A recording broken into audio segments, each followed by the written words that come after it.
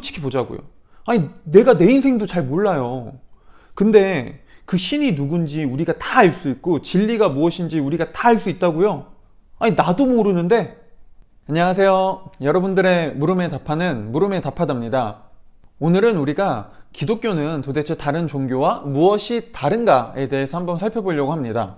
일반적으로 사람들은 이렇게 얘기해요. 모든 종교는 결국 다 똑같아. 겉모습은 좀 다르지만은 궁극적으로 깊게 들어가면 다 같은 이야기를 하고 있는 거야 라고 하면서 사람들은 이런 예를 종종 들곤 해요. 바로 종교를 산을 오르는 것에 비유하는 거예요. 그래서 이렇게 얘기하는 거죠. 산을 오르는 방식은, 그리고 산을 오르는 장소는 다 다르지만 결국엔 우리는 모두 하나의 산을 오르고 있는 것이다. 그래서 각자 가는 길은 다르지만 결국에 가고 가다 보면 우리는 산 정상에서 모두 다 만나게 돼 있다. 종교와 진리는 그런 것이다 라고 사람들은 이야기합니다. 아니면 사람들은 종교를 맹인이 코끼리를 만지는 것에 비유하기도 해요. 그래서 이렇게 말하죠. 종교는 마치 맹인이 코끼리를 만지는 것과 같다. 그래서 어떤 맹인은 코끼리의 다리를 만지면서 코끼리는 기둥 같구나 라고 얘기하고, 어떤 맹인은 코끼리의 코를 만지면서 코끼리는 뱀 같구나 라고 얘기하고, 어떤 맹인은 코끼리의 몸통을 만지면서 코끼리는 벽 같구나 라고 얘기하지만 결국 하나의 코끼리를 만지고 있다는 점에서 똑같다. 종교와 진리도 그것과 같다 라고 이야기하는 거죠. 어때요? 이거 굉장히 그럴싸하죠? 굉장히 그런 것 같아요. 맞는 것 같기도 해요. 하지만 여기에는 사실 한 가지 커다란 모순이 담겨 있습니다. 그건 바로 종교는, 그리고 진리는 하나의 산을 오르는 것과 같고 또 맹인이 코끼리를 만지는 것과 같다는 것을 과연 어떻게 알 수 있냐는 거예요. 아니, 그거 어떻게 알 수 있어요? 각자 산 다른 곳에 있지만 하나의 산을 오르는 것에선 똑같다라고 말할 수 있는 사람은 어떤 사람이냐면요, 산을 오르고 있는 사람이 아니라 산보다 더 높은 하늘에서 산 전체를 볼 수 있는 사람이어야 합니다. 그렇죠? 그런 사람이 종교는 산을 오르는 것과 같구나 라고 얘기할 수 있는 거예요. 그거는 산에 오르면 볼 수 없어요. 산에서 멀리 떨어져 저 하늘에서 봐야 되죠. 마찬가지로 진리는, 종교는 맹인이 코끼리를 만지는 것과 같다 라고 말할 수 있는 사람은 누구냐면요, 맹인이 아닌 사람이어야 돼요. 눈을 뜬 사람이, 건강한 시력을 가지고 있는 사람이 보면서 종교는 맹인이 코끼리를 만지고 있는 것과 같구나 라고 유일하게 얘기할 수 있습니다. 그런데 종교는 산을 오르는 것과 같습니다, 종교는 맹인이 코끼리를 만지는 것과 같습니다 라고 얘기하는 사람들은 자신도 산을 오르는 사람 중에 하나고 자신도 코끼리를 만지고 있는 맹인 중에 한 명일 뿐이라고 얘기합니다. 그런데 내가 산을 오르는 사람 중에 하나고 코끼리를 만지는 맹인 중에 한 사람인데, 진리가 그런 거라는 걸 어떻게 장담할 수 있냐고요. 그거 어떻게 할 수 있어요? 진리를 추구하고 찾아가는 과정은 굉장히 귀해요. 그런데 진리를 추구하고 찾아가는 한 인간이 진리는 이런 것입니다, 종교는 이런 것입니다 라고 사실 단정적으로 말하는 건 그렇게 쉬운 일이 아닙니다. 왜냐하면 진짜 신이 있고 그리고 정말 진리가 있다면 유한한 인간이, 우리 솔직히 보자고요. 내가 내 인생도 잘 몰라요.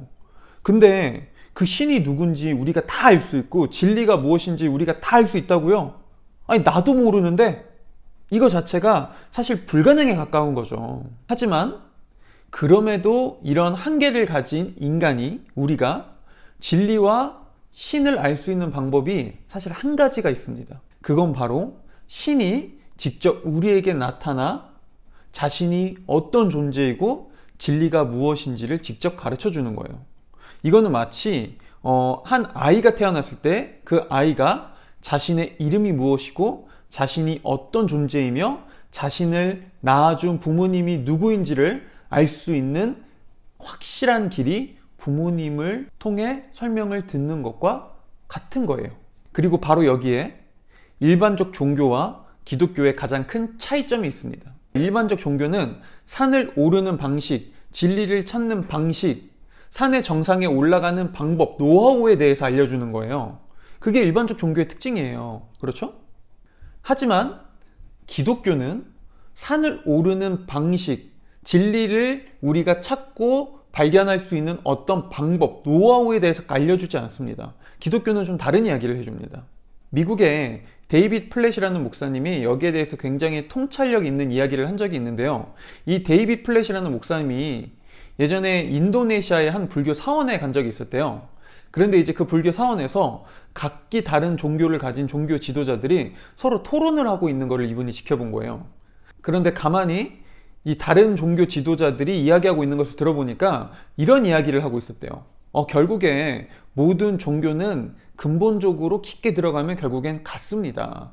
각자 다른 방식으로 진리를 추구하지만 끝에는 결국 우리는 같이 만날 겁니다. 라는 이야기를 하고 있었다는 거죠. 그리고 이 이야기를 듣고 있던 데이빗 플랫 목사님이 그분들에게 이렇게 얘기했답니다.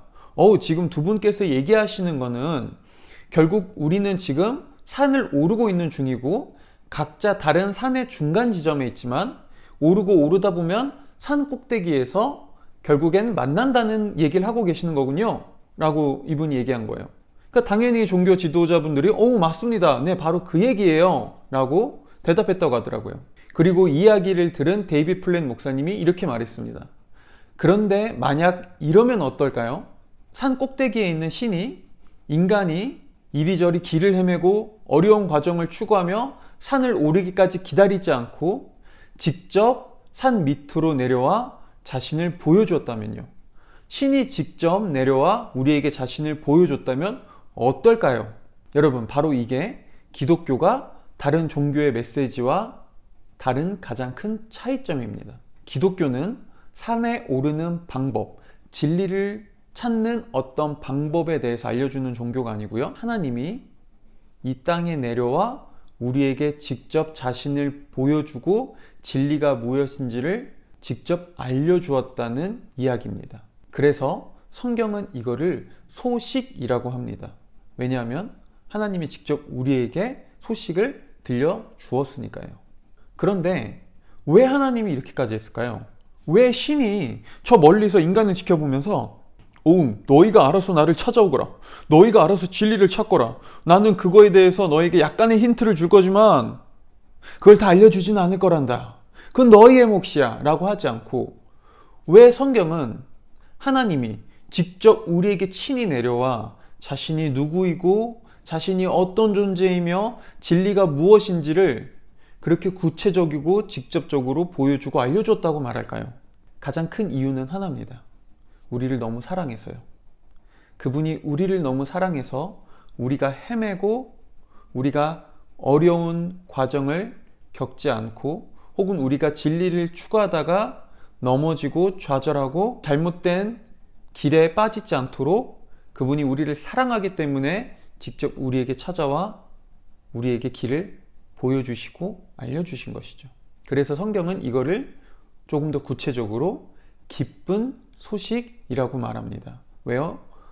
이 소식에는 우리를 향한 하나님의 사랑이 담겼으니까요. 바로 이게 기독교의 메시지가 다른 종교의 메시지와 다른 가장 큰 차이점입니다. 이렇게 오늘은 우리가 기독교가 도대체 다른 종교와 무엇이 다른가에 대해서 좀 살펴봤는데요.